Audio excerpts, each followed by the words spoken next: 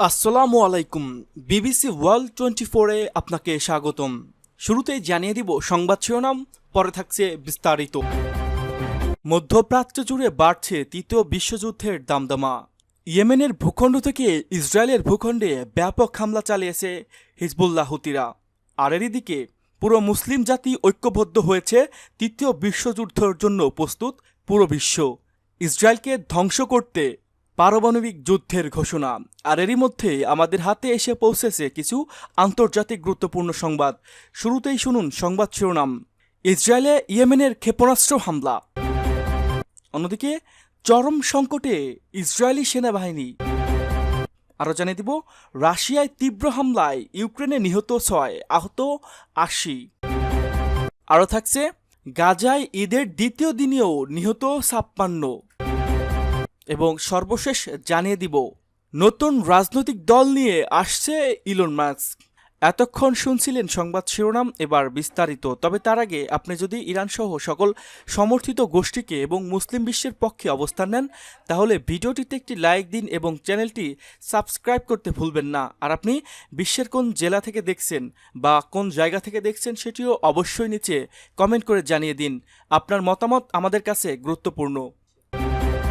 ইসরায়েলে ইয়েমেনের ক্ষেপণাস্ত্র হামলা। অবরুদ্ধ গাজাবাসীর প্রতি সংহতি জানিয়ে ইসরায়েল অধিকৃত ভূখণ্ডে একটি ব্যালিস্টিক ক্ষেপণাস্ত্র নিক্ষেপ করেছে হুতি আনসারুল্লাহ নিয়ন্ত্রিত ইয়েমেনের সশস্ত্র বাহিনী। এ হামলার ফলে দখলকৃত ভূখণ্ডে বসবাসরত ইসরায়েলি বাসিন্দাদের মধ্যে ব্যাপক আতঙ্ক ছড়িয়ে পড়ে। আল জাজিরার প্রতিবেদনে বলা হয়েছে, হামলার সময় অনেকেই ইহুদিবাদী বাসিন্দা নিরাপদে আশ্রয় খোঁজে পালিয়ে যান। ইসরায়েলি সূত্র নিশ্চিত করেছে, ইয়েমেন থেকে অন্তত একটি ব্যালিস্টিক ক্ষেপণাস্ত্র দখলদার ভূখণ্ডের দিকে ছোড়া হয়েছে। তবে এ পর্যন্ত কোনো হতাহত বা ক্ষয়ক্ষতির খবর পাওয়া যায়নি। ইয়েমেনি নেতারা বারবার ঘোষণা দিয়েছে, তাদের এই খবরের হামলা গাজা ইসরায়েলি আগ্রাসনের জবাবে এবং গাজাবাসীদের প্রতি সংহতির অংশ হিসেবে পরিচালিত হচ্ছে। এটি বৃহত্তর আঞ্চলিক প্রতিরোধ কৌশলের অংশ। 2023 সালে 7 অক্টোবর গাজায় হামাসসহ ফিলিস্তিনির প্রতিরোধ গোষ্ঠীগুলো আল আকসার ঝড় নামে এক আকস্মিক পাল্টা হামলা চালানোর পর থেকেই ইসরায়েল গাজায় ব্যাপক ধ্বংসাত্মক আগ্রাসন চালিয়ে আসছে। সেই থেকে ইয়েমেনের আনসারুল্লাহ স্পষ্টভাবে ফিলিস্তিনি সংগ্রামের পাশে দাঁড়িয়েছে এবং একাধিকবার ইসরায়েলের বিরুদ্ধে সামরিক অভিযান চালিয়েছে। চরম সংকটে ইসরায়েলি সেনাবাহিনী। গাজায় দীর্ঘস্থায়ী যুদ্ধের ফলে ইসরায়েলি সেনাবাহিনী এখন চরম যান্ত্রিক ও রসদ সংকটে ভুগছে। দেশীয় ট্যাঙ্ক, সাঁজোয়া যান এবং অস্ত্রের গুরুতর প্রযুক্তিগত সমস্যা দেখা দিয়েছে। শুক্রবার এক প্রতিবেদনে এমনটাই জানিয়েছে ইসরায়েলি সংবাদ মাধ্যম মা'আরবি। প্রতিবেদনে বলা হয়েছে, গাজা মোতায়েন সেনা কোম্পানি ও ব্যাটালিয়নদের কমান্ডার এবং জ্যেষ্ঠ কর্মকর্তারা জানিয়েছে, সেনাবাহিনীর বহু সরঞ্জাম এখন ব্যবহার অযোগ্য হয়ে পড়েছে এবং প্রয়োজনীয় যন্ত্রাংশের ঘাটতি প্রকট হয়ে উঠেছে। বিশেষ করে ইসরায়েলি সেনাবাহিনীর 7ম সাঁজোয়া ব্রিগেড ট্যাঙ্কার, ইঞ্জিন, ট্রাক ও কন্ট্রোল সিস্টেমের মতো গুরুত্বপূর্ণ যন্ত্রাংশ সংকটে ভুগছে। ইসরায়েলি বাহিনী এক সিনিয়র কর্মকর্তা বলেন, আমরা গত 2 বছর ধরে গাজা, লেবানন ও সিরিয়ায় যুদ্ধ চালিয়ে যাচ্ছি। একটার পর একটা মিশনে অংশ নিয়ে যানগুলো অব্যাহতভাবে ক্ষয়স্কু হয়ে পড়ছে। কোনো কিছুই চিরস্থায়ী নয়। এখন এসব সরঞ্জামে আইকুলার শেষের পথে। প্রতিবেদন অনুযায়ী কেবল 7ম ব্রিগেড নয়, সাধারণ সেনাবাহিনীর সব ইউনিটে এখন সংকট দেখা দিয়েছে, বিশেষ করে সাঁজোয়া, কামান ও পদাতিক বাহিনীতে। রাশিয়ায় তীব্র হামলায় ইউক্রেনে নিহত 6, আহত 80। ইউক্রেনের রাজধানী কিয়েভ সহ বিভিন্ন শহরে শুক্রবার ভোররাতে তীব্র ড্রোন ও ক্ষেপণাস্ত্র হামলা চালিয়েছে রাশিয়া। এতে অন্তত 6 জন নিহত এবং 80 জন আহত হয়েছে। ইউক্রেনীয় কর্মকর্তাদের বরাত দিয়ে বার্তা সংস্থা রয়টার্স এ তথ্য জানিয়েছে। প্রতিবেদন অনুযায়ী এই হামলার পেছনে রয়েছে একটি প্রতিশোধমূলক প্রেক্ষাপট। ইউক্রেনের ড্রোন হামলায় রাশিয়ায় বেশ কয়েকটি কৌশলগত বোমারু বিমান ধ্বংস হওয়ার পর রুশ প্রেসিডেন্ট ভ্লাদিমির পুতিন এ জবাবি হামলা হুঁশিয়ারি দেন। হামলায় চেরনিহিভে ধ্বংসাত্মপ্রাপ্ত একটি শিল্প প্রতিষ্ঠানের ধ্বংসাবশেষ থেকে 22টি লাশ উদ্ধার করা হয়েছে। আর লুটস্কের একটি অ্যাপার্টমেন্টের ভবনে ধ্বংসস্তূপে এক ব্যক্তির লাশ পাওয়া গেছে এবং তার স্ত্রীকে উদ্ধার কাজ চলছে।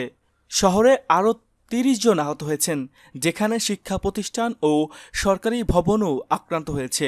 অন্যদিকে টার্নোপিল শহরেও হামলা হয়েছে। শহরটি বিদ্যুৎহীন হয়ে পড়ে এবং ১০ জন আহত হয়েছেন।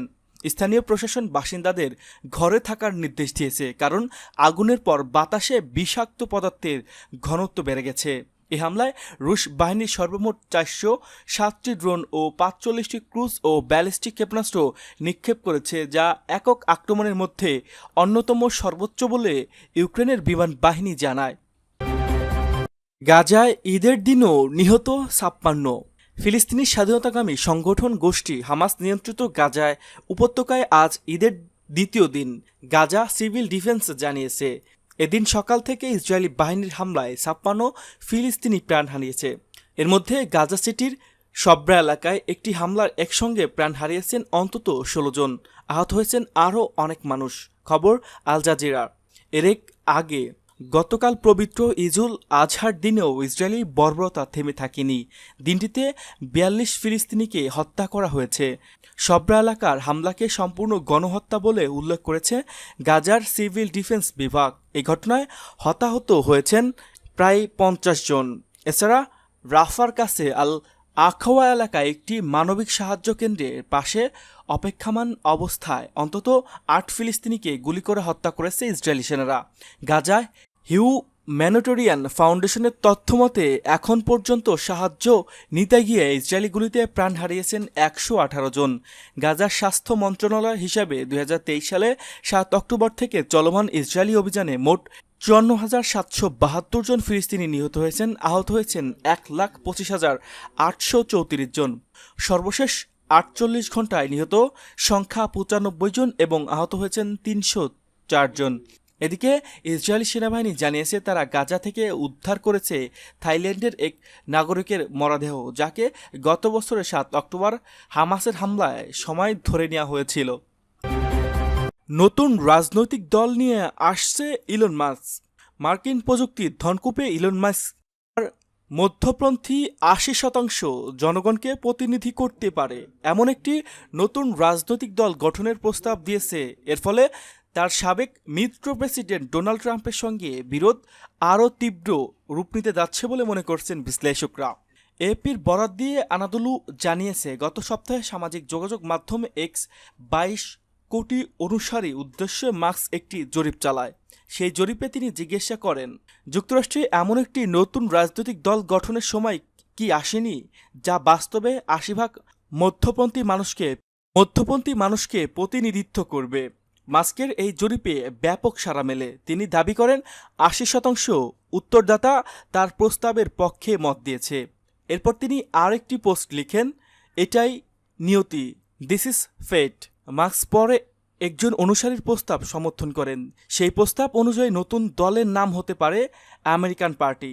মাস্ক ওই পিএসি ২০২৪ সালে নির্বাচনে ট্রাম্প ও রিপাবলিকানদের মধ্যে $২৩৯ মিলিয়ন ব্যয় করেছিলেন, যদিও বাস্তবতা কঠিন বলেই মনে হচ্ছে, কেননা যুক্তরাষ্ট্রের নতুন রাজনৈতিক দল গঠনে আইনগত ও প্রশাসনিক দিক থেকে অত্যন্ত জটিল। দেশটির বিভিন্ন রাজ্য বিভিন্ন শর্ত পূরণ করে ব্যালট অ্যাক্সেস পেতে হয়। এছাড়া ডেমোক্র্যাট ও রিপাবলিকানদের সঙ্গে প্রতিযোগিতা করতে গেলে ব্যাপক সাংগঠনিক কাঠামো ও তহবিল দরকার।